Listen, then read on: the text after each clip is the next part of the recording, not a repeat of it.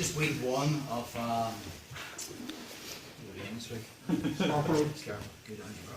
Kessie position. The way we're going to work it is, I think the control aspects is probably the most important part of it, actually keeping this position. It's not used a lot in Brazilian Jiu-Jitsu. You find it more in wrestling, judo, sambo. But I think it should be used more because it's probably one of the few positions on top where you can actually submit the person just by putting pressure on their diaphragm and putting them under a lot of discomfort, and then that discomfort will lead to submissions. So rather than showing you about a dozen things you sort of need to be thinking about when you're playing the top game. So rather than showing you a dozen things and coming away with one or two, we'll just sprinkle it out over the mesocycle. So we'll look at one transition per class, and we'll show you one control method based on their reaction. Okay. So again, even from side control, if Carl knows Jiu-Jitsu's head's on the mat, because if it's not on the mat, I can get this head control position that I want. So a lot of the time, Carl's going to have his hands in boxing hand position, so it's very hard for me to kind of get any head control at all here. So my cross face will come in under the neck and I make that control. And from our position, I want to bait Carl into going for an underhook escape. It's going to be a lot easier for me to get the bite on the neck for the Kesikatame if Carl's on the side. So whether I'm here in 100 kilos or whatever, and I'll bring this arm to this side, the second Carl's arm comes underneath my armpit, he's going to bridge onto the side, free stay there, and the second he's on the side, there's a good profile to get into Kesikatame. So from our position, my right arm's coming around the head, my left provisionally finds the elbow, and then I'm going to sit through. So again, I've seen this a lot, pulling on the elbow, but I'd much prefer to lift it, and then I'm going to bring my leg underneath the shoulder, and I'm going to make a grip on my leg here.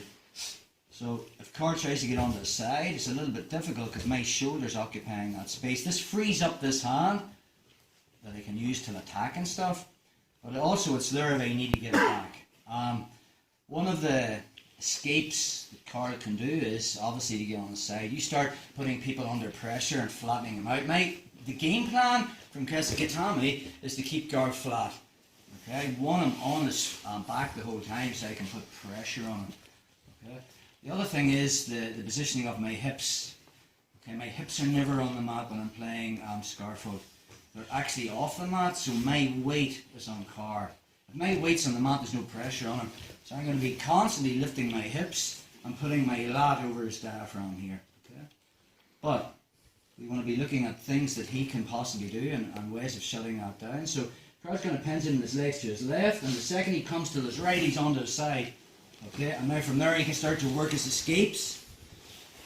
So my goal is to kind of shut that down. So it's hard to see this visually, but all I'm going to do is clamp my elbow, okay, to my body. Anytime I feel that he's trying to get onto the side and I feel that pendulum of the legs, I'm just doing that. Now what I don't want to be doing is getting into Kesikatame scarf hold and constantly keeping my elbow pinched to my body. Because we talked about that concept of tiring out on top.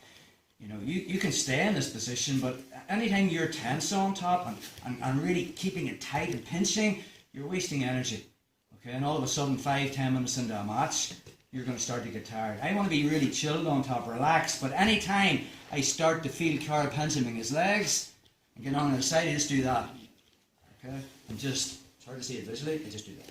Okay, a good drill to do is close your eyes. So much as Jiu-Jitsu is a feel thing. So when I'm here and I close my eyes and Carl starts to pendulum his legs, I just do that. Keeps him flat on his back, and you'll develop that feel, okay, for keeping him flat on his back. If he gets on the side and I'm late, well, that's the next move. Let's just take it back again.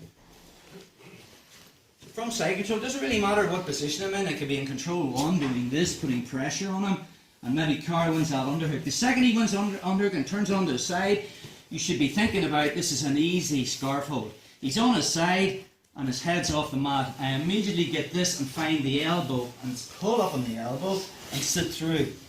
And my hand grabs my thigh, I have his shoulder off the mat, and my hips are off the mat. My lat's on Carl. What's my goal? To stay here and keep him flat on his back. But sometimes he'll start to pendulum his legs. And when he does, I just do that.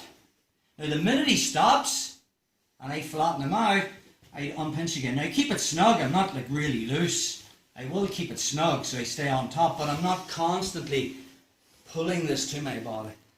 Because if you're constantly tense on top, you're going to get tired. So I kind of want to be like a wet blanket. Keep them flat, keep my hips off the mat, and my legs driving. One more time on that. Again, it could be here. Keeping the car flat. If he doesn't turn on the side, I'm going to stay here and put pressure on him. Driving, driving, driving. Maybe he doesn't win that underhook, so I can bait him by bringing this hand to this side.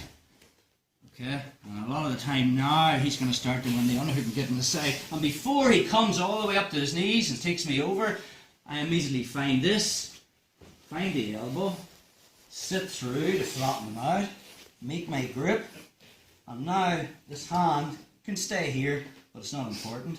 And now I put my hip on him.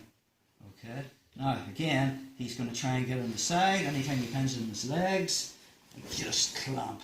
That's all I want there, and flatten them out again. So I want to just get used to this first line of keeping them flat. Just bring this in, so as he turns, I'm just this. And then when I feel him going flat on his back again, I relax it again. So again, when he turns, hands in his legs, I'm here, and then I just go flat. Okay, so let's play with that.